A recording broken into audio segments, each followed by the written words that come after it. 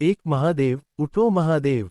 15મી August 1942 Poona પાસે આગાખાનનો મહેલ। ગાંધીજી ડો. સુશીલા નયરને તાર લખાવે છે, મહાદેવનું મરણ તો યોગી અને દેશભક્તનું હતું। એનો શોક ન થાય। તાર સેવાગ્રામ આશ્રમના વ્યવસ્થાપક શ્રી ચિમનલાલ શાહને નામે હતો।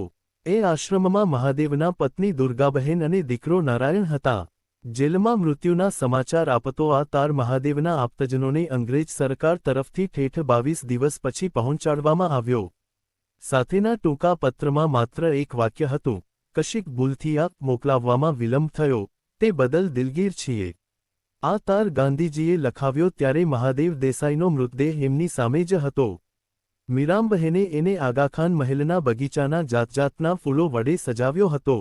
ગાંધીજીએ જાતે ધ્રુજતે હાથે એને સ્નાન કરાવ્યું હતું। સ્નાન પછી પોતાના જ ટુવાલ વડે શરીરને લૂછ્યું હતું। ત્યારબાદ જાતે સ્નાન કરીને એ જ ટુવાલ વડે પોતાનું શરીર લૂછ્યું હતું અને એ ટુવાલ સુશીલાને સોંપતાં કહ્યું હતું, આને સાચવી રાખજે। એ બાબલાને નારાયણને આપવાનો છે। મીરામબહેને સળગાવેલી ધૂપશ્રીની સુગંધમાં ધીમે અવાજે ગવાતા ગીતાના શ્લોકોનો ધ્વનિ ભળવા લાગ્યો। ઘડીભર પહેલાં કાનિક અસ્વસ્થ, કાનિક વિહવળ જણાતા ગાંધીજી ટટ્ટાર બેઠા અને સાવ ધીમા સ્વરે ગીતાપાઠમાં ભળ્યા। 2-3 માસ બાદ સુશીલાબહેને આ બાબત અંગે ગાંધીજી પાસે ચોખવટ માગી હતી। બાપુ, મહાદેવભાઈ ગયા તે ક્ષણે આપ થોડા વિહવળ થઈ ગયા હતા ને?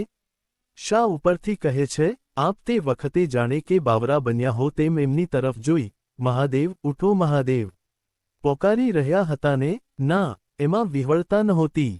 તો એમાં શ્રદ્ધા હતી। શ્રદ્ધા? તે કેવી? મને એમ હતું કે જો મહાદેવ એકવાર આંખ ઉઘાડીને મારી તરફ જોશે તો હું એમને કહીશ કે, ઊભા થઈ જાઓ। એમણે આખી જિંદગી મારી આજના ઉથાપી નહોતી। એ શબ્દો જો એમના કાને પડ્યા હોત તો મને શ્રદ્ધા હતી કે એ મોતનો પણ સામનો કરીને ઊભા થઈ ગયા હોત। કેમ ના હોય ગાંધીજીને એવી શ્રદ્ધા? બરાબર અડધી જિંદગી મહાદેવે એમની જોડે ગાળી હતી, અને એ અડધી જિંદગીમાં ક્યારેય મહાદેવે એમની આજના ઉથાપી હતી ખરી? આશ્રમના બુઝુર્ગ સાથી પંડિત તોતારામજીએ મહાદેવભાઈ ગાંધીજી સાથે જોડાયા ત્યાર પછી 6 માસે બનેલો પેલો કિસ્સો નહોતો કહ્યો? અમદાવાદના મિર્ઝાપુર રોડ ઉપરના મકાનમાં એક નાનકડી ઓરડીમાં મહાદેવભાઈ અને પંડિત તોતારામજી સૂતા હતા। રાતે અચાનક ધમ કરતો અવાજ થયો। પંડિતજીની આંખો ખુલી ગઈ। જોયું તો પાસેના પાટ પર મહાદેવભાઈ ઊભા છે। એમને જ્યારે પંડિતજીએ પૂછ્યું કે, શું છે મહાદેવભાઈ, કેમ ઊભા થઈ ગયા? ત્યારે સહેજ સંકોચ સાથે પાછા પાટ પર લંબાવતા મહાદેવભાઈએ નહોતું કહ્યું કે, કાંઈ નહીં, સપનું આવ્યું હશે। મને સપનામાં એમ લાગ્યું કે બાપુ બોલાવે છે, એટલે મારાથી ઊભા થઈ જવાયું હશે। ઠેઠ ત્યારથી માંડીને મરણની ઘડી સુધી મહાદેવભાઈએ ગાંધીજીની આજના કદી ઉથાપી હતી ખરી? ગીતાના શ્લોકો પૂરા થયા એટલે આશ્રમ એવના ભજનો ગવાયા, જેમાંના થોડાંક તો હજી 6 દિવસ દરમિયાન આગાખાન મહેલમાં આવ્યા ત્યાર પછી સવાર કે સાંજની પ્રાર્થના વખતે ખુદ મહાદેવભાઈએ જ ગાયા હતા। દીનાનાથ દયાળ નટવર, હાથ મારો મોક્ષોમાં, હે કૃપામૃતના સરોવર, દાસ સારું સુક્ષોમાં, ને મારી નાડ તમારે હાથે હરી સંભાળજો રે, મુજને પોતાનો જાણીને પ્રભુપદ પાળજો રે, દિવસ રહ્યા છે ટાંચા, વેળા વાળજો રે।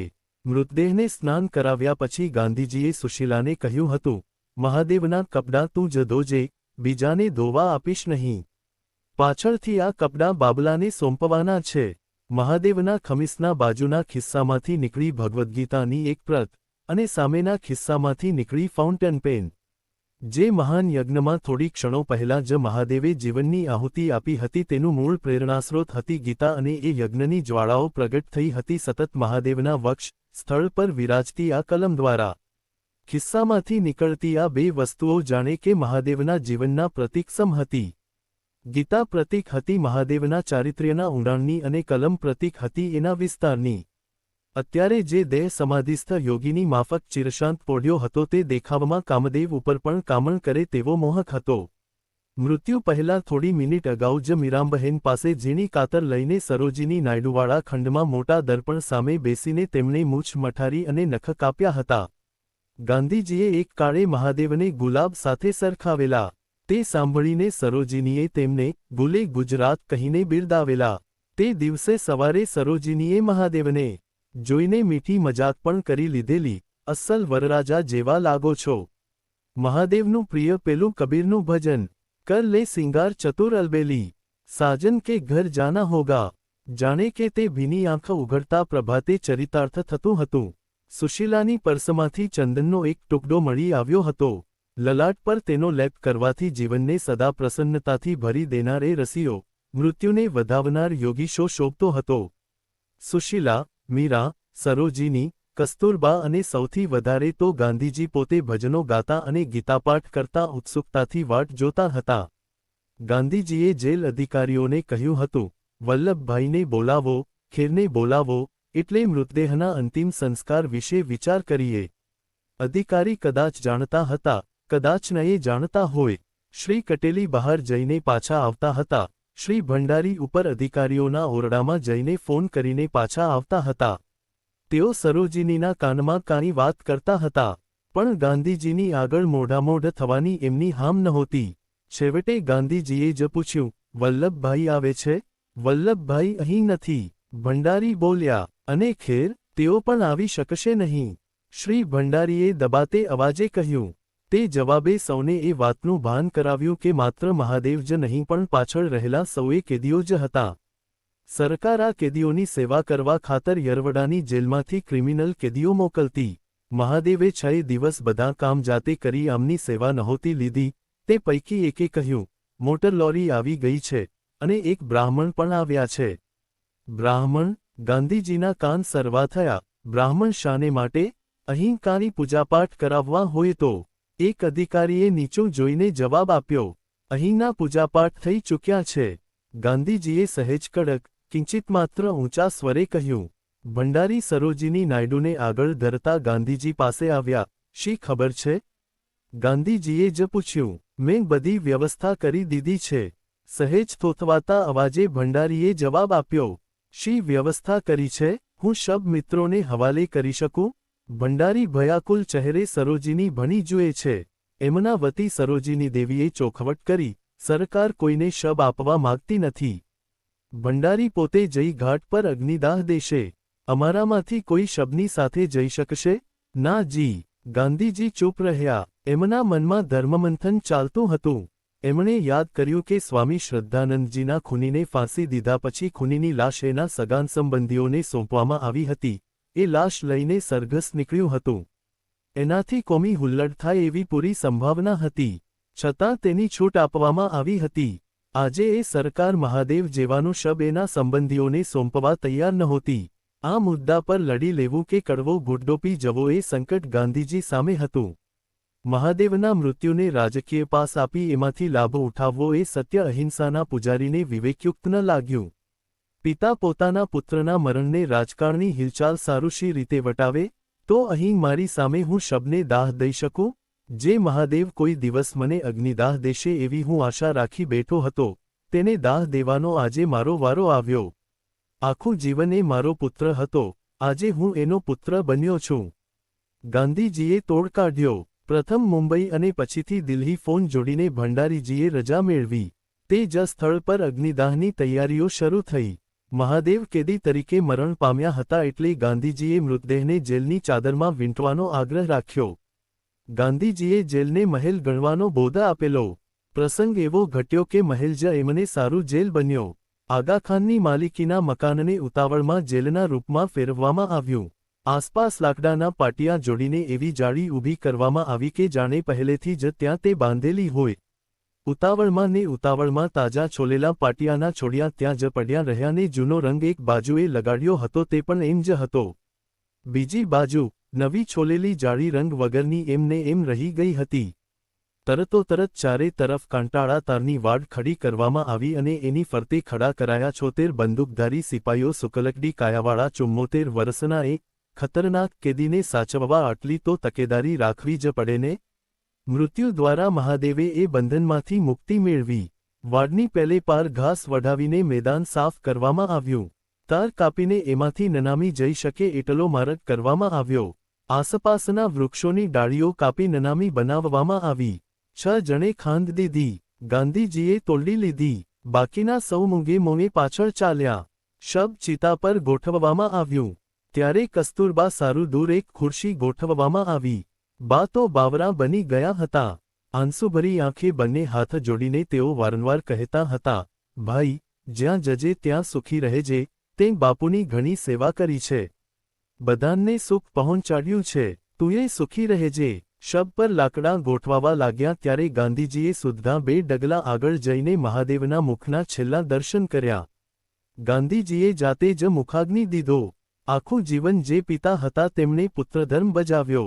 ચિતા બળ્યા પછી ટાઢી પડેલી ભસ્મને ગાંધીજીએ એક ડબ્બામાં સંગ્રહી। એ ભસ્મથી પોતાના કપાળે તિલક કર્યું અને કહ્યું, આ ભસ્મ દુર્ગા સારું સાચવી રાખવાની છે। વચ્ચે એકવાર ફરી તેમણે બાબલાને યાદ કર્યો। સરકારી અમલદારને ઉદ્દેશીને તેમણે કહ્યું, જો અહીંથી અમે કોઈ જીવતા ન નીકળીએ તો મહાદેવના દીકરાને આ જગ્યા તમે દેખાડી દેજો। સૌ જેલવાસીઓને લાગતું હતું કે 9મી ઓગસ્ટે ધરપકડ થઈ ત્યારથી મહાદેવભાઈના મગજ પર એક બોજો હતો। ગાંધીજી અનેકવાર એવો ઇશારો કરી ચૂક્યા હતા કે આ વખતે જેલમાં જતાની સાથે જ આમરણ નિર્જળા ઉપવાસ પર ઉતરવાનો તેમનો ઈરાદો હતો। મહાદેવભાઈને આ વિચાર જરાયે રૂચ્યો નહોતો અને તેમણે તેનો વિરોધ પણ કર્યો હતો। પણ એ વિવાદ જેલ જતાં સુધી પૂરો નહોતો થયો। જેલમાં આવ્યા પછી પણ અનેકવાર મહાદેવભાઈએ સાથીઓને કહ્યું હતું, બાપુના ઉપવાસની વાત ડેમોક્લિસની તલવારની માફક મારા માથા પર લટકે છે। મહાદેવભાઈના જોડિયા સચિવ શ્રી પ્યારેલાલનો મત હતો કે મહાદેવભાઈના મરણથી ગાંધીજીનું અનશન ટળ્યું હતું। તેમણે લખ્યું છે, ગાંધીજીને અનશન કરતા રોકવામાં જ્યારે સૌએ હાથ ધોઈ નાખ્યા હતા ત્યારે મહાદેવભાઈ તેમને રોકવામાં સફળ થયા હતા। મારી જાણમાં ગાંધીજીના જીવનભરમાં આવા પ્રકારનો આ એકમાત્ર દાખલો છે। 1. ખુદ ગાંધીજીએ આ જ વાતને પોતાની ઢબે કહી। મહાદેવનું બલિદાન કંઈ નાનીસૂની વાત નથી, તે એકલું પણ બધું કામ કરશે। મહાદેવે કરેંગે યા મરેંગે નું સંપૂર્ણપણે આચરણ કર્યું। આ બલિદાન હિન્દની મુક્તિનો દિવસ નજીક લાવ્યા વિના નહીં રહે। ચિતા ઠાર્યા બાદ પાછા ફર્યા ત્યાર પછી મહિનાઓ સુધી આગાખાન મહેલમાં રહેલી આ જાણીતા કેદીઓની મંડળીમાં વાતોનો વિષય એક જ હતો, મહાદેવ। એ વાતોમાં મહાદેવભાઈના જીવનના બંને પાસાઓ, યોગી અને દેશભક્તનો સમાવેશ થતો હતો। સુશીલાએ યાદ દેવડાવ્યું કે સદાય પ્રફુલ્લવદન રહેતા મહાદેવભાઈ આગાખાન મહેલમાં આવ્યા પછી ખૂબ ગંભીર રહેતા હતા। મીરાએ કહ્યું કે બાપુના ઉપવાસના નિશ્ચયનો બોજો એમને અકળાવી રહ્યો હતો। સરોજિનીએ કહ્યું કે ક્યારેય કોઈએ બીજાને માટે જીવન આપ્યું હોય તો તે મહાદેવે। ઈશુ ભગવાનની પેઠે બીજા લાંબુ જીવી શકે એટલા સારું તેઓ મર્યા। માણસ બીજાને માટે પોતાના પ્રાણ અર્પણ કરે તેના કરતાં એક માણસ બીજાની શી વધારે સેવા કરે? આગાખાન મહેલમાં મીરાંબહેને સમાધિને સ્થાને માટીનો ચોતરો બનાવીને એની ઉપર શંખલા વડે મોટો ઓમ અક્ષર લખ્યો। લંબચોરસ ચોતરાને 4 ખૂણે તેમણે ચાંદ તારાના ચિહ્નો અંકિત કર્યા અને નીચલા ભાગમાં વચ્ચોવચ્ચ ચિતર્યો એક ક્રોસ। કસ્તુરબાએ આ સ્થળને મહાદેવ મંદિર નામ આપ્યું અને ગાંધીજીએ સવાર સાંજ સમાધિ પર આવી ત્યાં ફૂલ ચડાવી ગીતાનો 12મો અધ્યાય બોલવાનો ક્રમ શરૂ કર્યો। તેમણે કહ્યું, મહાદેવનું જીવન એટલે ભક્તિનું અખંડ કાવ્ય। એને સ્મરવા સારું ભક્તિયોગના શ્લોકો જ કામ લાગે ને? મહાદેવના મરણના સમાચારને સરકારે બને એટલા ગુપ્ત રાખવા પ્રયત્ન કર્યા। એમ તો ગાંધીજી વગેરેને પકડીને આગાખાન મહેલમાં રાખ્યા છે એ વાતને જ છુપાવવા પ્રયાસ કરેલો। 3 દિવસ પહેલાં જ તે અંગે એક રમૂજી પણ બોધપ્રદ કિસ્સો થઈ ગયેલો। કસ્તુરબાને સારું દાક્તરે કાનિક દવાના નામ લખી આપ્યા અને પૂનાની બજારમાંથી તે દવા લાવવાનું કહ્યું। દાક્તરે પોતાની દવાની યાદી પર દર્દી તરીકે કસ્તુરબાનું નામ પણ લખેલું। મહાદેવભાઈએ જોઈ હસ્યા। પછી એ તરફ તેમણે ગાંધીજીનું ધ્યાન ખેંચ્યું કે બજારમાં જે કોઈ આ નુસ્ખો લઈને જાય તો સૌને ખબર પડી જાય કે કસ્તુરબાને ક્યાં રાખવામાં આવ્યા છે અને એમને શી બીમારી છે। પણ સત્યાગ્રહી કાની પ્રતિપક્ષીને ચાલાકીથી જીતતો હશે? નહીં, તે તો તેને પ્રેમથી જીતવા માગે છે। એટલે ગાંધીજીએ મહાદેવને કહ્યું કે આ અંગે ચિઠ્ઠી બહાર નીકળી જાય તે પહેલાં જ એ લોકોનું ધ્યાન દોરો। આમ કરવાથી જેલ સુપરિન્ટેન્ડન્ટ શ્રી કટેલીને તો જાણે કે પ્રાણમાં પ્રાણ આવ્યા અને મહાદેવનો ઉપકાર માનતા થાક્યા જ નહીં। આ દિવસોમાં આખો વખત મહાદેવભાઈનું ચિક્કાર આંદોલન અંગે જ ચાલતું હતું। તેઓ માનતા હતા કે મોટે ભાગે તો આ આંદોલન એ ભારતની સ્વતંત્રતા માટેનો અંતિમ યજ્ઞ સિદ્ધ થશે। સાથે સાથે તેઓ એમ પણ માનતા હતા કે આ યજ્ઞમાં જો ગાંધીજીને સાથ આપવો હોય તો પોતાનું આચરણ એમણે સૂચવેલા આદર્શો મુજબનું એકાદશવ્રતથી પુનિત બનેલું એવું સત્યાગ્રહી જીવન હોવું જોઈએ। તેથી ક્યારેય પણ નવરાશની પળોમાં વાતો ચાલતી હોય તેમાં જે કોઈની નિંદાની ગંધ સરખી પણ આવે તો ત્યાંથી તેઓ ખસી જતા. બાપુના સચિવાલયનું ભારે કામ તો કારાવાસને કારણે હતું નહીં, પણ નાના કામોની તેમને નાનમ નહોતી. તેથી આખો દિવસ પોતે કાનિકને કાનિક કામમાં રોકાઈ રહેતા. બાપુના કપડાં ધોવાનું કામ એમણે ઉપાડ્યું હતું. ચૂલો સળગાવવાથી માંડીને રાંધીને પીરસવાનું કામ પણ એમણે જ ઉપાડ્યું હતું. સૌને સારું નાની નાની સેવા કરવામાં તેઓ હરખ અનુભવતા. તેમણે જૂના તાર શોધી કાઢી એને વાળીને એક ટોસ્ટર બનાવ્યો. તેના વડે ટોસ્ટ બનાવતા જોઈને ગાંધીજી પૂછે, necessity is the mother of invention, એનું ગુજરાતી શું?